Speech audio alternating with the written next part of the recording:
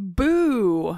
Welcome to There's Nothing Scarier Than Your Own Trashy Divorce episode of Trashy Divorces. Your very own stories. Or the people around you. Whatever. Happy Halloween. Happy Samhain. Happy whatever you're celebrating today as we lift the veil. The veil this is the closest day between the dead and the living. So let's celebrate it with your own trashy divorces where you are the celebrity. We got some good ones today, Stacey. We do. We get letters. Keep sending them in. We love to do these. Mm-hmm. We are going through them as fast as we can catch them up. We've curated some fine trash candy I think for so. your trick-or-treat pleasure today. I think so. Keep on sending them to trashydivorces@gmail.com. Please. And let's put our hand in the pumpkin jar. Uh-oh. You ready to go? Yep.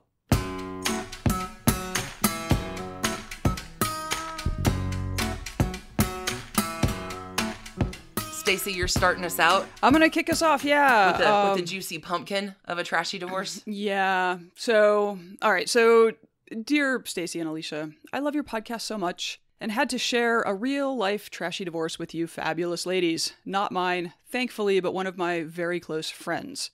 And we are going to call them Deirdre and Jim, although that is not their allegedly real names.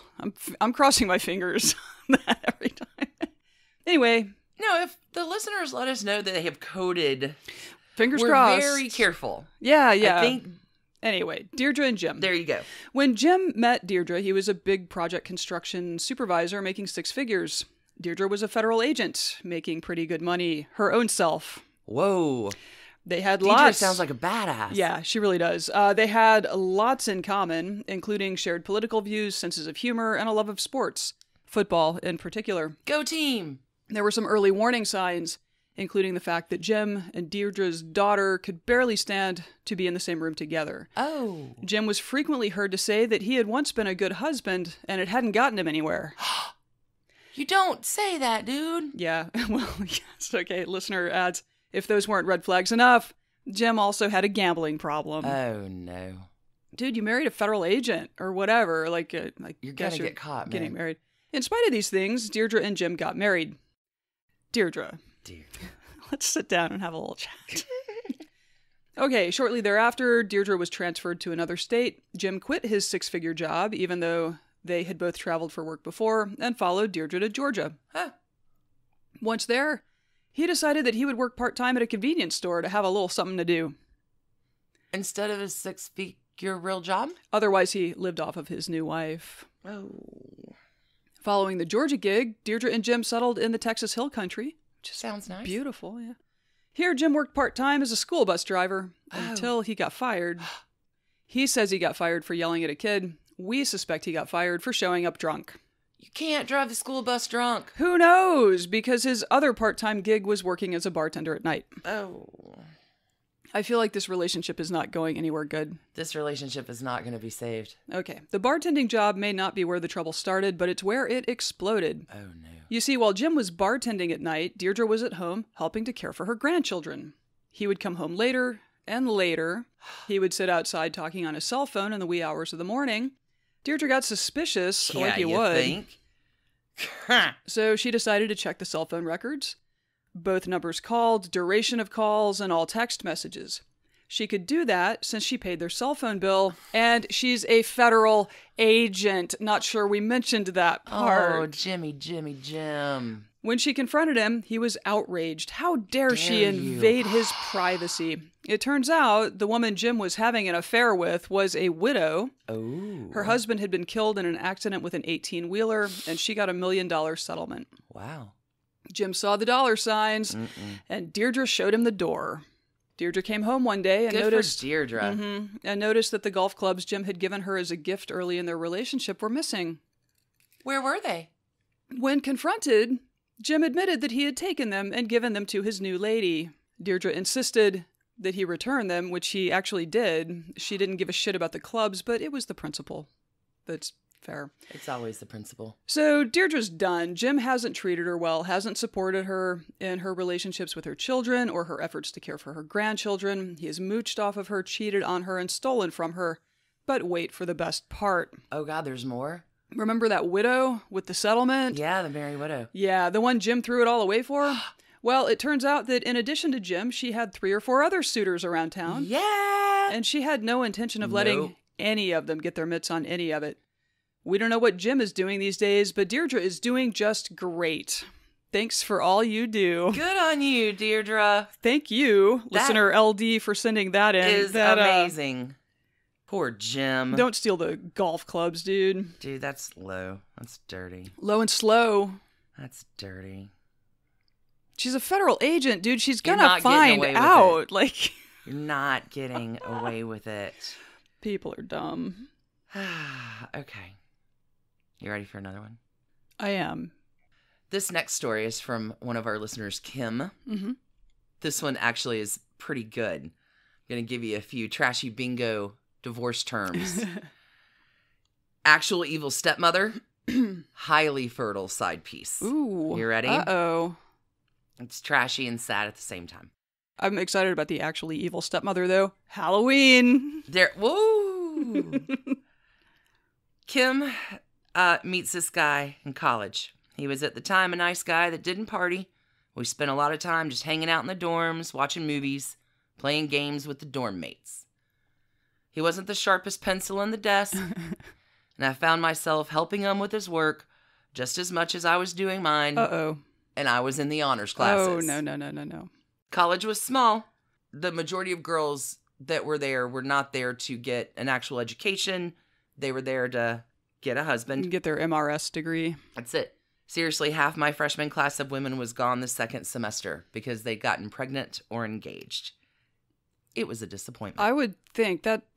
How do you support each other in excellence if everybody's bailing to go have a baby? Anyway, okay. Kim comes home the first summer, and this guy, who'd become her boyfriend, because what else was there, lived an hour from Kim and her family. Okay. Kim gets an awesome job at her hometown paper, was working really hard at becoming a journalist. Kim has goals. Yeah. Kim's working as a graphic designer, wants to go earn some credentials in that field. Good for her. Dude. Uh-oh. Wants to become a forest ranger. And needs to get a degree in some science or another. Oh.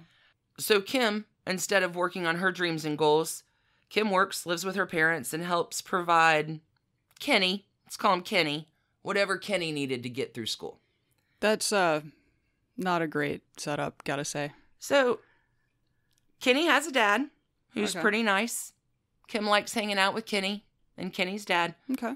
Kenny also has a stepmother who we'll call Anna. And she's a bitch. Oh, great. She was hiding money from Kenny's dad and kept telling him that she would take care of Kenny and help him pay for school, which she never does. Oh, great. Oh, Anna, so this is the evil stepmother. This is the evil, yeah. Okay, I'm sorry, I should have made that more dramatic. Enter evil stepmother. Okay. Anna would tell me she just wasn't paying this bill or that bill because she wanted to give money to her son who was in jail at the time. Oh. So Kenny and Kim get engaged. Yeah, wait, no. When Kenny finishes his third year of college. I'm sensing some red flags here.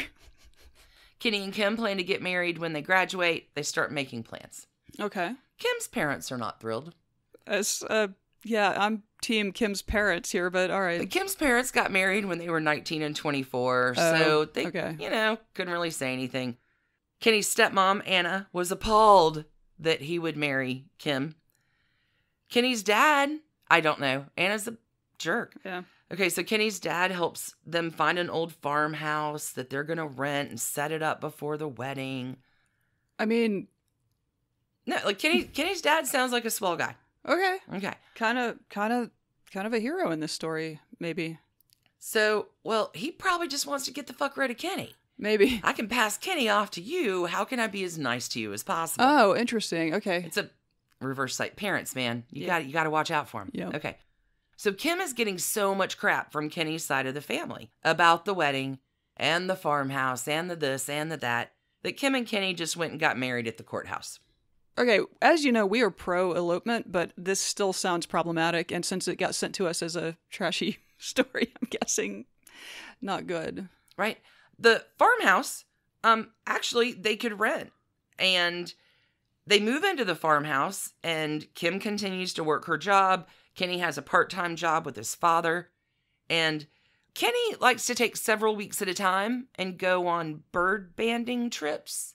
Because, forest rangering. Okay.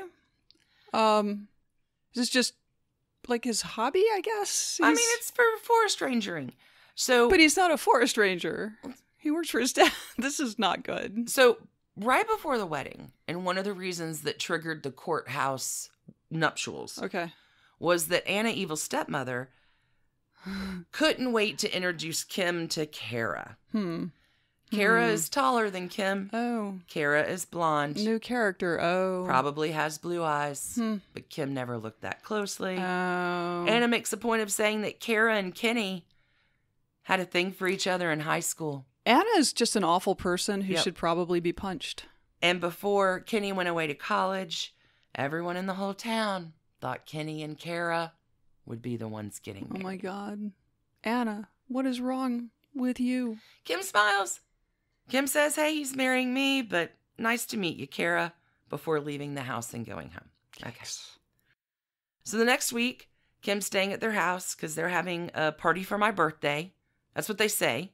So that's nice. Sure. And Kim's spending the night. She's on the pull-out sofa in the living room. Okay. Also, no. No, wait. Bang, bang, bang when the cops bust in the door. Grab Kim, cuff Kim, lay her on her stomach on the sofa bed. What are the cops there for in the middle of the night? What are the cops? They're searching the house looking for Kenny's stepbrother. The one in jail? Oh, or the one jail. who's, okay. Maybe a second stepbrother who's wrapped up in some things. Yikes. He's got a much more serious charge. Sure. Apparently. So Kim spends her birthday being questioned by cops about Kenny's stepbrother. Holy shit. Great way to spend your birthday. And they just manhandled her because she was like in the living room when they came in. She was like the first person they saw. You need to contain everybody until you figure out what you're looking at. Okay, this family. The cops apologized. Kim understands why they did what they did. Kenny's family, however, no apology. Oh my God. No words of comfort. Even the sweet dad was just like, no. No, sorry we ruined your birthday. Good Lord. Nah, later. Kim finds out Kenny knew exactly where his stepbrother was because he'd gone out around midnight to rescue him after the incident, the serious charge incident, had happened. And Kenny knew the cops were going to show up, and he didn't bother to tell anybody. Oh, my God. Oh, Kenny. Kim says she should have left after that. But Kim did not. Oh. Kim ran very, very fast to that courthouse and ended up still getting married because, as Kim says, 19 is a stupid age. Yes, it is. And yes, it is. No, wait. You haven't heard the best part. Oh, great. 3 weeks after the wedding, Kim stops by Anna's, and Kara's there. Oh. With a kid. What?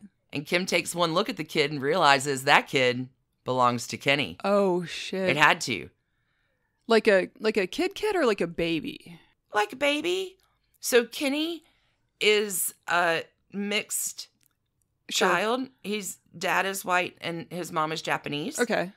And Kara's a, Kim's word, skanky blonde that probably got more mileage than the back of a car. Ah. This kid's Asian. Dark hair, dark eyes, tan skin. Doesn't look anything like Kara. Not Kara. Okay. I asked the two women if Kenny knew about the kid. Oh my God. And they've been together for years now. Kara looked at me and smiled and said, of course he did. Oh my God. And what did I think that money for those bird banding trips was for? Oh my God. Weeks at a time? Kim had worked several overtime shifts and picked up a second job freelancing so she could pay for his bird banding trips. Oh, Kenny. There is no forgiving. You won't be a forest ranger. You don't have the honor. They'll never let you wear the uniform. Kim walks out of the house, heads home. She's stunned. She's on autopilot. I would imagine. She's fixing dinner. Kenny comes home. Kim has dinner ready, but it wasn't on the table. So he comes into the kitchen and asks where dinner was. And Kim's shocked and said it's coming. Kim's on the phone with her best friend, like what the fuck do I do? Kenny has a love child. Right. The next thing Kim knows, the phone is smacked out of her hand. Kim's backed up against the counter in the kitchen. He breaks her nose. What? Kim grabs a knife out of the drawer that was behind her and pulls it on him. Kenny dares me to do it. And I wanted to. Yeah, I bet. But I didn't. Good on you, Kim. Kim grabs her purse, runs out of the house to the car. Kim goes to her parents, swearing she'd never see Kenny again. That's harrowing. I wonder if he'd ever been violent with her before. Because I'm assuming that he got the news that she had seen the kid. Maybe. Kim asked a mutual friend how old Kara's baby was. Baby's 3 months old. Fuck. And they, like, got married at the courthouse, like, a week before or something? Yeah. Oh, my God. Like 3 weeks, whatever. So, Kim's friend, her mom works for an attorney. They set up a meeting with an attorney. And because this divorce happens in Virginia, she was able to file for an annulment because there's this law. If your spouse fathers a child within 10 months of your marriage, you can annul it. That makes really good sense. Great idea. Yeah. Kim leaves everything she has there. Yikes. All the stuff that she bought, most of her clothes. She leaves with her car, which was the only thing in her name and the clothes on her back. Wow. Never wants to see the family again. Kenny, big boy Kenny, tries to come after Kim for support.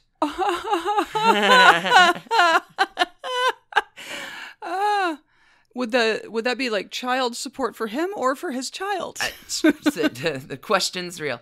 And Kim brings up the whole love baby thing. Yeah, crazy. And how he always said it wasn't his child, but he'd lied to her when he was going away. Kim also provides proof about how much money she'd given him to pay for things like school and car repairs. Yeah. Still managing to take care of the house and do the two-job thing. She was an honor student, you jerk. Anna keeps calling Kim and Kim's job. Whoa. Trying to tell everybody that Kim had just abandoned Kenny and that Kim was evil and she was a bitch because I wasn't open to having an open marriage. Oh my God. Okay, so evil stepmother never wanted her as the daughter-in-law anyway, and now apparently she's... evil stepmother and Kenny's dad are into that. Okay. But yeah, if open marriage is not your agreement mutually with if there's not consent for that. No, for sure. And also, why are you calling the employer? Anyway, awkward. Evil stepmother. Awkward. Anna calls Kim all kinds of names when they're meeting with the lawyers, and Kim, legit, this is smart, realizes she should just keep quiet because if Anna wants to act crazy, that's her right. Kim's not going to sink to that level. Good. Kim is granted the annulment. Kenny has a second child with Kara. Oh my God. Apparently, Kara, little Miss Skank, according to Kim, was 2 months pregnant when Kim confronted everyone about this. What? Mm-hmm. Oh my God, Kenny, you are the worst. So Kim's the literal worst. Kim says, I made the mistake of marrying the dude. Oh, yeah. That's exactly what this is. Oh. Here's the good side. That was all the trick. This is the treat of the story. Okay. Kim is now happily married to a great guy. They have 3 beautiful children. Wonderful. There are so many signs in the Kenny story that it would probably be too long to write if I shared all of them. Kim has learned a lot from that experience. Kenny's still a slimeball. Sure. He's the dude. He's never going to change. He will only be happy when he has a woman with a job that lets him goof off and a side piece. Kim actually feels sorry for those kids. The whole family is a real mess. Sounds like. Kim's so cute. Even if you don't use this, please let me know you had a laugh about it. Oh, yes, we did, Kim. Oh, yes, we did. And also, seriously, really sorry you had to go through that moment in the kitchen with the slime ball. That's not fair. How many trash cans does Kenny get? I'm sorry, this is worth its own trash can rating. Like 11 billion? I mean... In a forest. And we're going to call it bird banding. Yeah. Can you imagine working a second job that I think we're doing to support our dreams and future, but it's paying the alimony for your fucking love child? Or just... Not that, not that child support doesn't need to be paid. Right. It's a big deal, but It sounds Own like... up to your responsibilities, Well, and it sounds Kenny. like it may also have been like maybe they would go away for a couple weeks together, he and Kara. Don't know. Oh, do you think Kara went with him on bird banding trips? I mean... Kenny, I think you're the lowest of the low so far. I don't think they were banding birds. That's what I'm saying. Kenny, you're the lowest of the low. Thanks, Kim. That was awesome. Yeah, that was awesome. I mean, it wasn't awesome. It was all horrible, but it was an awesome story. Thank you for sending it to us. Okay, so our next listener letter is from a listener we will call Tinkerbell. I love it. Yes, it's lovely. And she writes, I was only 19 when I met, air quoting, Richard. I have a feeling we're going to be calling him Dick by the end of this story. He was 31. Okay, that by itself is a red flag. So anyway, I thought he was worldly, wise, and so smart. Not to mention cute. Aw. I'd just broken up with my boyfriend of 2 and a bit years, and my heart was broken. Big time, ugly Kim Kardashian crying broke. Oh, you're just right, Tinkerbell. We were together for 5 months before we decided that we were going to get married. Sure. The proposal was lackluster, to say the least. We were driving home on the freeway, and he just turned to me and said, "So, want to get married?" He was driving, and it was a momentary glance off the road before fixating back to the traffic on the highway. Wow. Absolutely, I squealed in response. He was 31. I thought he had his life together, and surely we were meant to be. I'm going to go back to Kim's story. You do dumb things when you're 19. Yeah. It's not your Oh, fault. right. I mean, we have a theme. We have a theme going. I did. 19. Yeah. We all do. All right. This was a love story proposal I was going to tell for years to come. He proposed to me in the car on I-85. Tinkerbell, as a former 19-year-old, I feel you. I feel you, sister. I feel you. Okay. We were together a total of 18 months before we got married. A ceremony in the backyard of my parents' house, and since he lived out of state, only his parents attended the ceremony. I managed to not meet his parents until the weekend before, and didn't meet his siblings at all until a few years into the marriage. More red flags. The first few years were fine. Okay. I mean, I was in my early 20s, still feeling my way around the world, and when I finally landed a full-time job with my degree, I thought this is the way life is meant to be, which would totally be true. Everything's coming up roses. It was a few months into this job that he suddenly felt ill all the time and made every single excuse under the sun as to not go into his office. Oh, no. I made excuses for him, I lied for him, I covered for him, I protected him, and I didn't tell a single soul. Just after my 27th birthday, this is not a short relationship. Just after my 27th birthday, he said he was depressed and that he didn't want to live anymore. I have no doubt that he had some sort of mental illness. He constantly threatened suicide whenever he didn't want to do something. Whether it be going out socializing, going to a family event, or having to go do any work, of which he didn't have a regular job at that point. There was always the constant threat of something bad is going to happen today, and I spent a good chunk of time at work wondering if that was the day I was going to come home to a dead body.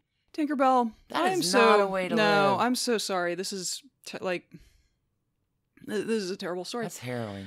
He was regularly getting help. He was on medication, but nothing seemed to make him feel better, and he didn't seem to want to help himself. It was terrifying, and still, I told no one.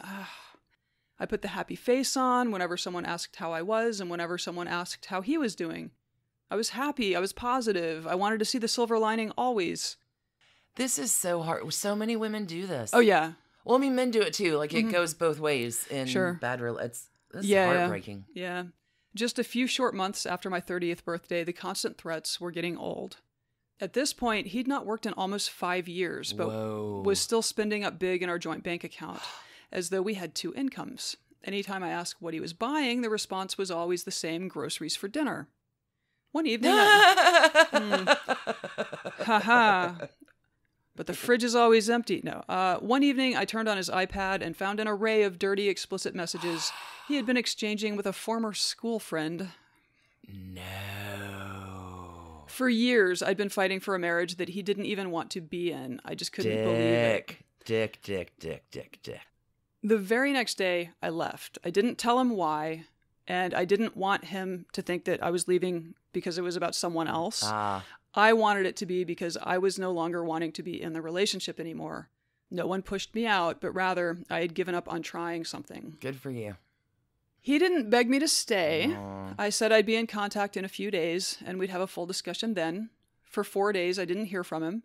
I think he thought I'd come back, that I was being silly, and that I just needed a timeout. Oh my God.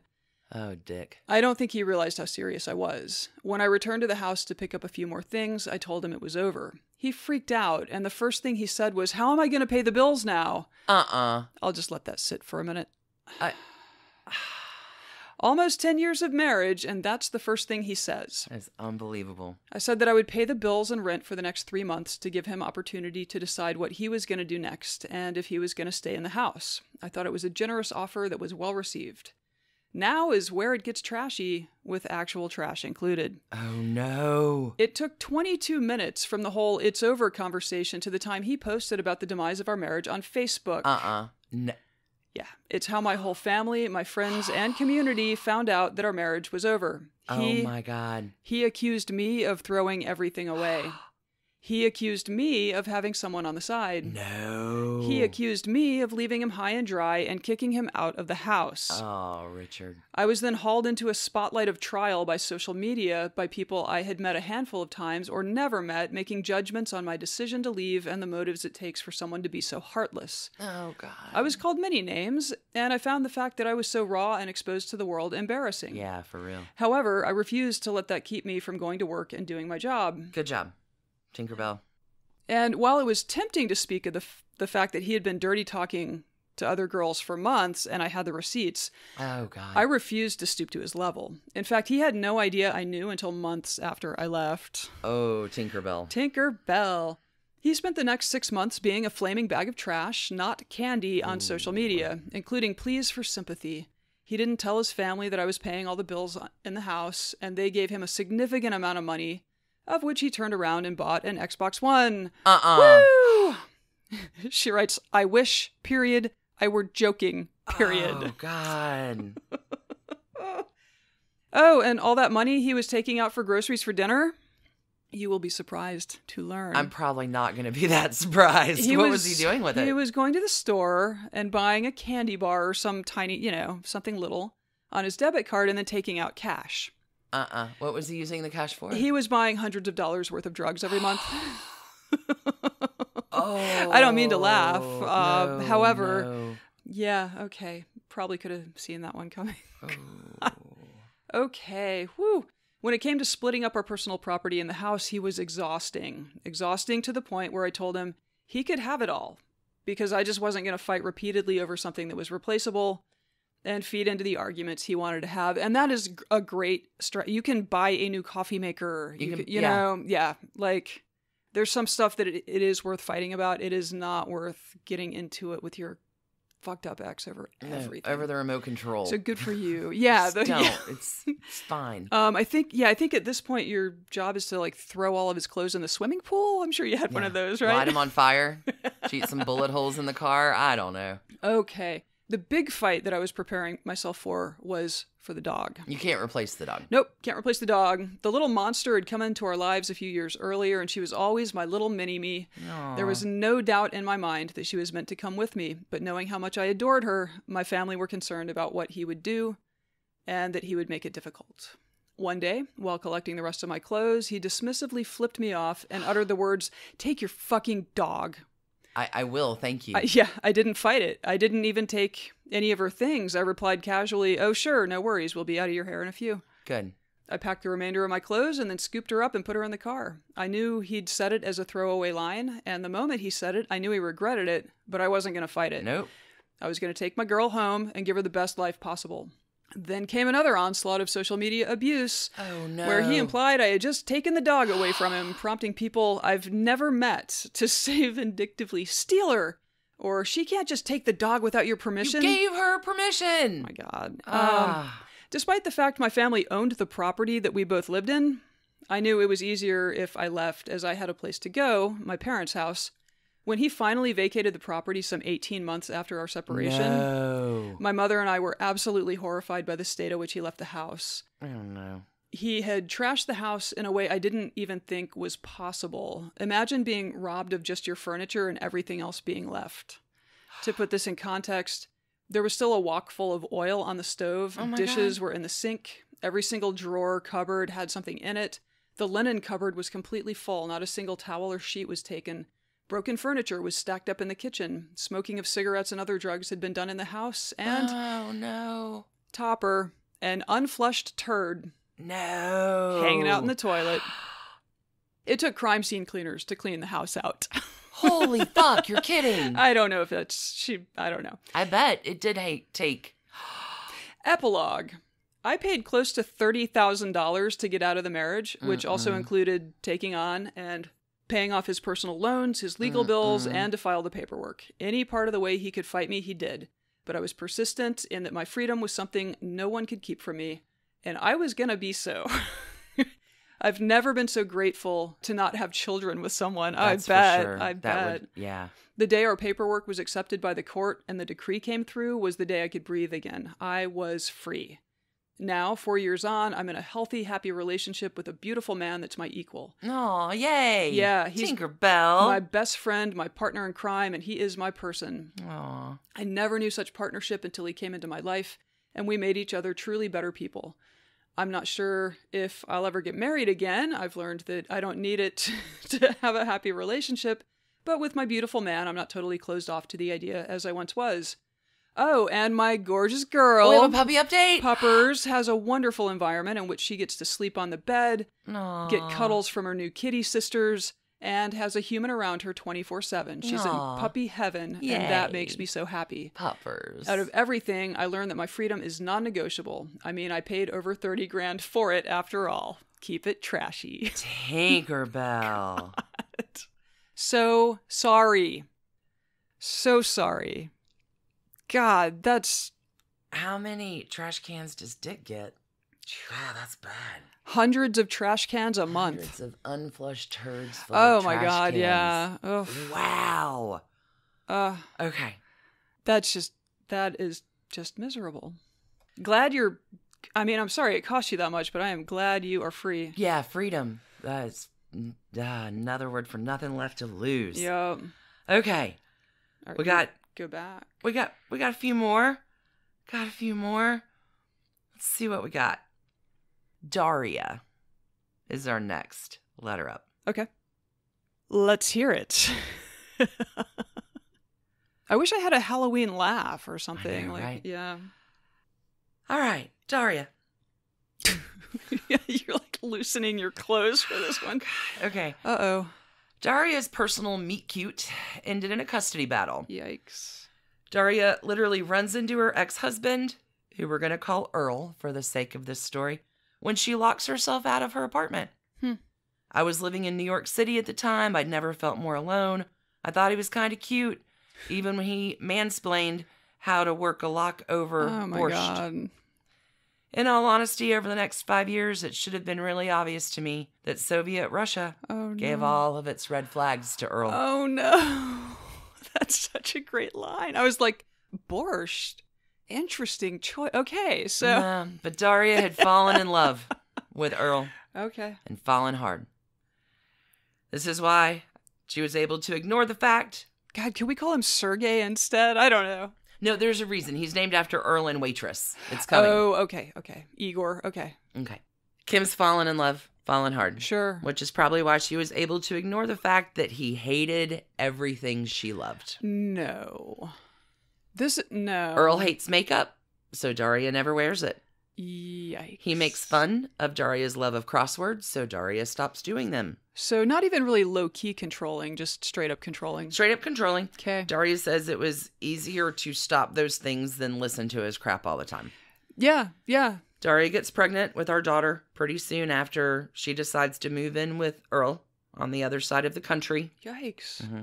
They get married a few months later. He basically turns into Earl and Waitress. Oh, okay, gotcha. With the predictable end result. Ugh. Daria leaves after their daughter's born, goes back home, fully intending to go back at some point. I couldn't. With the kid, right? Yeah. Okay. Daria leaves Earl. Daughter's born. Daria leaves, goes back home. And she thinks she's going to go back at some point. She says, I couldn't make myself do it. So I figured it would be better if he moved in with me. Oh, interesting. So it's not that the relationship was over. It's just she didn't want to live maybe needed more support. Yeah. Sounds like she could have used some support. He was happy where he was, and he made that pretty clear. I spoke to him nearly every day to keep him updated on our daughter. Okay, cool. Even long distance, Earl made sure that Daria knew how ugly and stupid Earl thought she was. Jesus. By the time their daughter's 1, Daria recognizes there's something different about her, which turns out to be a genetic disorder. Oh, wow. Over the next 2 years, Earl only sees their daughter once and fights Daria for custody. What? A lot of screaming, a lot of threats on his end, a lot of tears on mine, but thankfully... The courts did the right thing and... Courts do the right thing. Daughter okay. lives with Daria. Good. Daria says my daughter's happy. She's bright, funny, sweet, kind, the toughest person I know, and doesn't remember a time when the 2 of us was the 3 of us. Aw. She doesn't really know her dad, not through lack of trying on my part. I've put walls up against him in my own life, but my daughter's an open book. He just doesn't seem interested. That sucks really hard. I don't want to make the same mistake twice, so I haven't dated much since my divorce, but I will tell you this. I wear makeup every day, and you can pry my crosswords out of my cold, dead hands. Hell yeah. Hell yes. I have a completely different life now. There's a lot I refuse to put up with.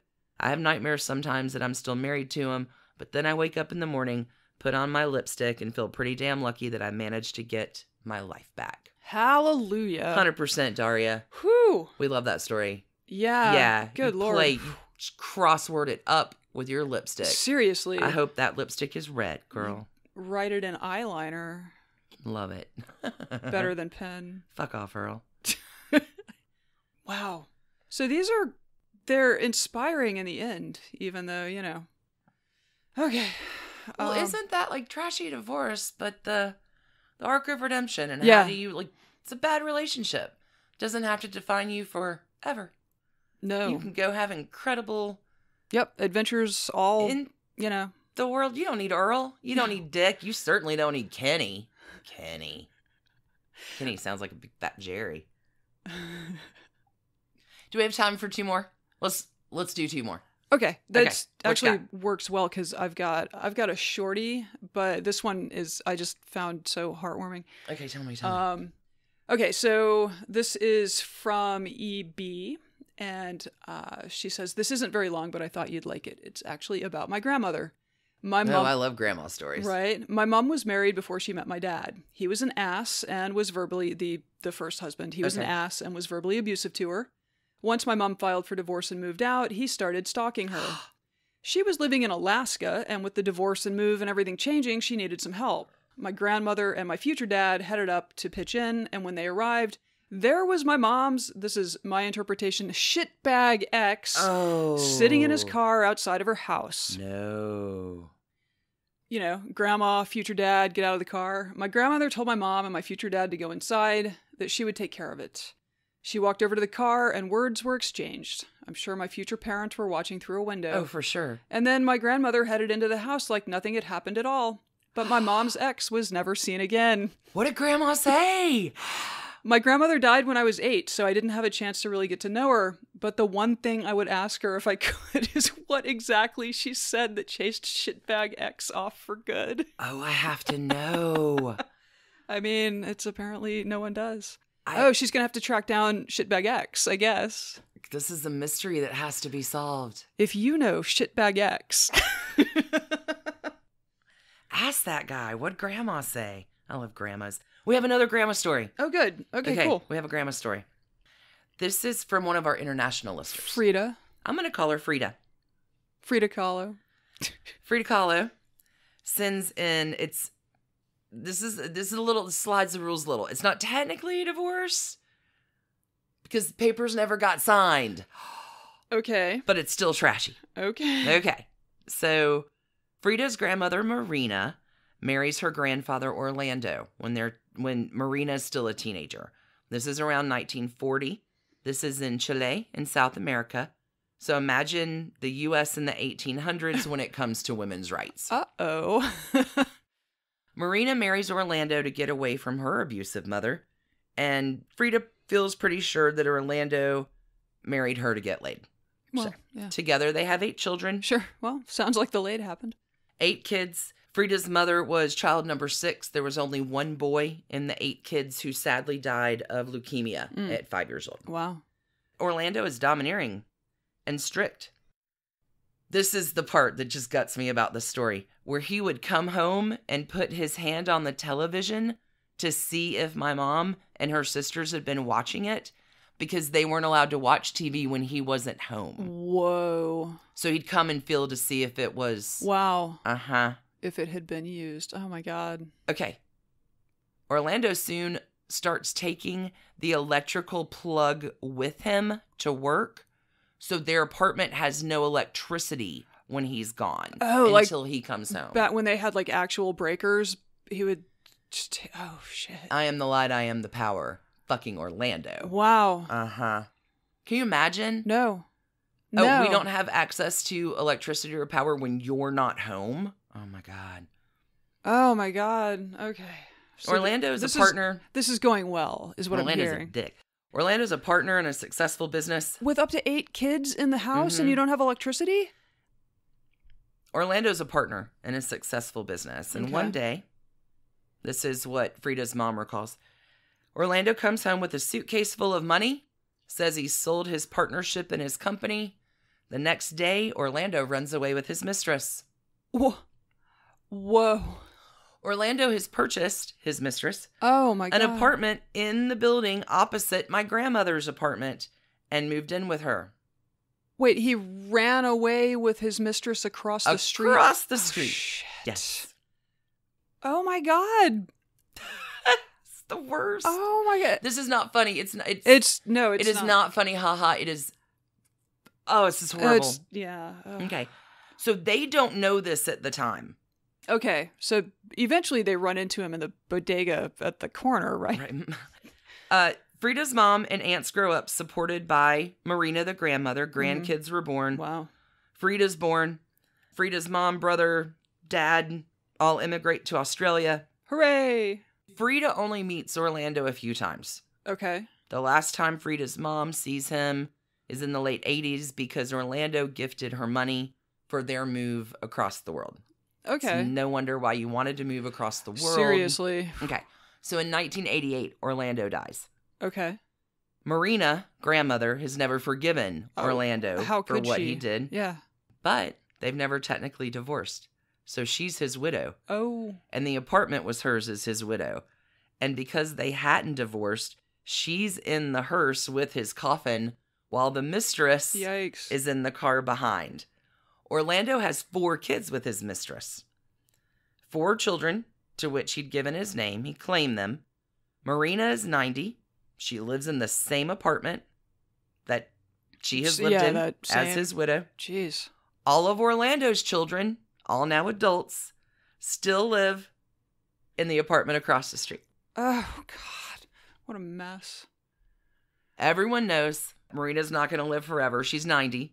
Frida's mom's half-siblings have tried to make contact, but as solid sisters, the sisters don't want to have anything to do with them. The problem is because Orlando gave his other kids his name, when Marina passes, they will be legally entitled to a share of Marina's property. Apparently, in the eyes of Chilean law, they are all children of Orlando, whose name the property is in. The trashiest part, the apartment he bought for his mistress was purchased in her name. Oh. So Marina's, they so don't it's not Marina's, have any claim to it after his mistress passed away. So that's where things are. Everybody's on eggshells. I bet. In Chile, people completely change when there's money involved, so his actions back in the 1970s still have implications in a society in 2019 that, unbelievably enough, I'm glad you're sitting down, still favors men. Oh, stunner. This story hurts everybody in the family to this day because Orlando is kind of a trash bag. Yeah, that is... You could have moved, like, down the block, across town. That is flaunting that you're a fucking asshole. Yeah, and then to not handle the paperwork part. Yeah. And to leave this huge mess for everyone else to clean up. Actually, that sounds... Welcome to men. Sounds about right. Sorry. Wow. Welcome to men. Well, there you go. We love the good ones. Everywhere in the world, trash bags abound. But this podcast does not focus on the good men of the world. No, it doesn't. Wow, that was some trick-or-treat magic. Whew. Hope y'all enjoyed. God, you're the celebrities. Have yourself some candy corn or something. I'd go for chocolate and wine after that. I'll just do the wine. The wine's good. Okay, I can handle. I got your chocolate part. Okay, well, thank you for sending listener letters in. Keep them coming. We love to do these. We love these, and we just figured for the holiday, while you're trying to avoid your sugar-addled children, maybe a little something in your ears would help. We hope you've enjoyed this Behind the Veil episode of Trashy Divorces. There's nothing better. Keep on sending us your delightful trashy divorces. Have a safe and happy Halloween. Samhain, Day of the Dead. I'm not even going to try to slaughter that Spanish pronunciation. Obviously, everyone is going to give edibles to your children, so just get ready for that. Nobody's giving edibles to your kids. Y'all, everybody have a happy holiday. Yep. Keep it trashy. We'll be back Sunday with a regular episode. Keep it trashy. Always keep it trashy. Bye. Keep your pumpkin basket full. Trash candy. Trick or treat. Thanks for listening. Trashy Divorces is written and produced by us, Stacy and Alicia, for Hemlock Creatives. You can contact us at trashydivorces@gmail.com.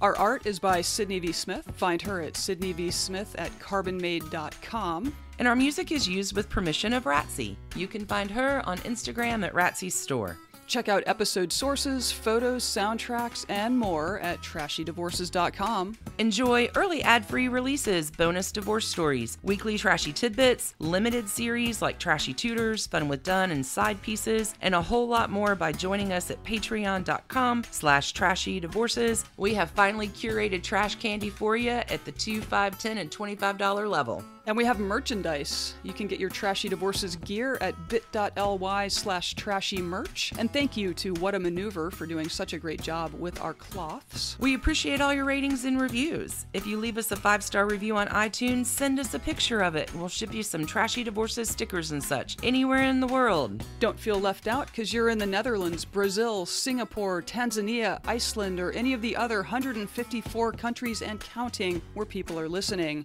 That is trashydivorces@gmail.com. And last but not least, come play with us on social. We're at Trashy Divorces everywhere. Instagram, you can find us, which Alicia mostly runs. Twitter, which Stacy mostly runs. And on Facebook, which we split. We also have a Trashy Divorces discussion group on Facebook if you want to chat with other Trashy Divorces listeners. Thanks again for listening. Keep it trashy, y'all.